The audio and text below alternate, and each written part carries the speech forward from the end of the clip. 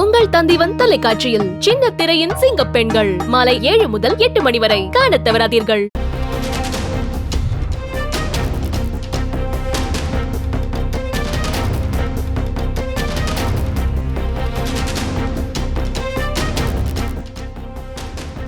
உத்தரப்பிரதேசத்தில் ரயில்வே தண்டவாளத்தில் சிலிண்டர் ஒன்று கண்டெடுக்கப்பட்டிருக்கிறது. இது ரயிலை கவிழ்ப்பதற்கான சதிச்செயலா என்ற கோணத்தில் தீவிர விசாரணையானது நடந்து வருவதாகவும் சற்று முன்னர் வந்திருக்கக்கூடிய செய்தி தெரிவிக்கிறது. தொடர்ந்து கூடுதல் விவரங்களை வழங்குவதற்காக இணைகிறார் எமது செய்தியாளர் ராஜா.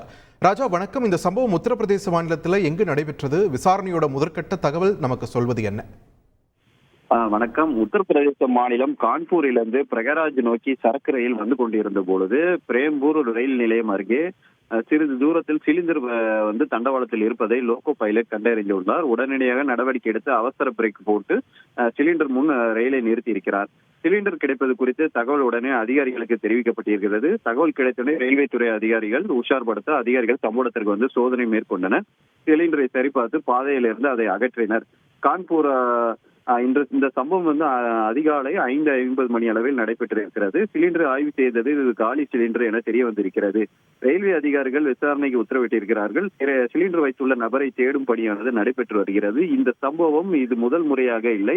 இது வந்து 2வது முறையாக இந்த சம்பவம் நிகழ்ந்துள்ளது. அதேபோல் ரயில்வே தண்டவாளத்தில் கம்பிகள் பெரிய அளவில் வைப்பது, சிமெண்ட் கற்களை வைப்பது போன்ற சம்பவங்கள் இந்த தொடர்ச்சியாக இந்த 1 மாத காலத்தில் அவ்வப்போது நடந்த நிலையில் மீண்டும் இந்த தண்டவாளத்தில் சிலிண்டர் வைத்த சம்பவம் பெரும் பரபரப்பை ஏற்படுத்தி இருக்கிறது.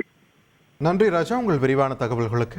உங்கள் தந்திவன் தொலைக்காட்சியில் சின்ன திரையின் சிங்க பெண்கள் மாலை 7 முதல் 8 மணி வரை காணத் தவறாதீர்கள்.